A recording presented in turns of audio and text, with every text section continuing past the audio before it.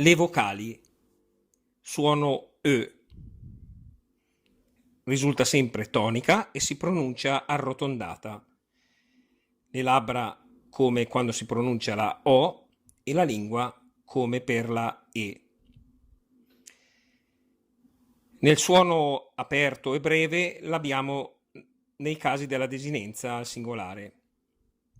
Esempi: il faseux, il fagiolo, il fieu, il figlio, e il gabareux, il chiodino.